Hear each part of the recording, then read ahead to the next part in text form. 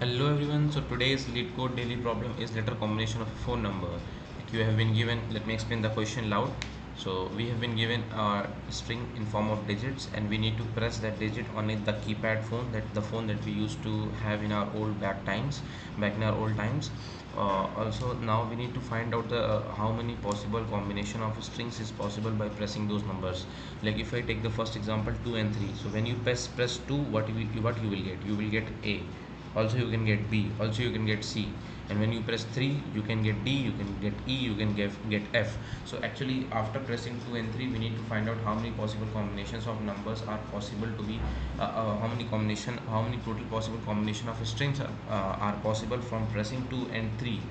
So whenever this stuff comes in our mind that we need to generate all the possible combinations of anything, that it is a string, trying out all the permutations, what the first thing that should come in our mind is a recursion. So how will we deal this problem? So when you push 2, you can either get 2, you can either get B, you can either get A, B or C. So let me explain this question on the whiteboard. 2 and 3, yeah. So you will be having 2, you will be having 3.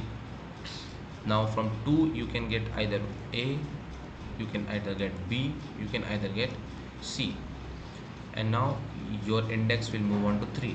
So from 3 you can either get what you can get D, you can either get E, you can either get F. In the similar fashion, from 3 you can get D, and so on and so on and so on. So this is the recursion tree that has been followed. So what we will do, we will first create a map, and then we will store that the keypad of 2 will be storing ABC, and the keypad of 3 will be storing DEF, and the keypad of 4 will be storing GHI, and so on, so on, so on, so forth.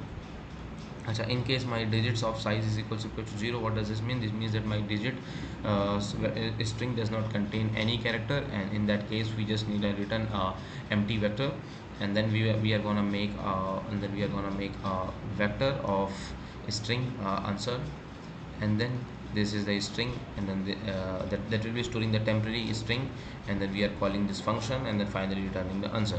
So let's head on to the main recursive function. So what does this recursive function tell us?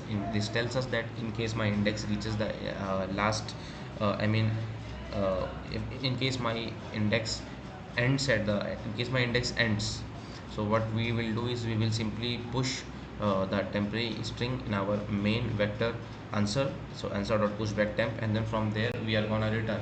Now we are finding out the current digit what we are pressing out. So if my current I am storing that in my integer num.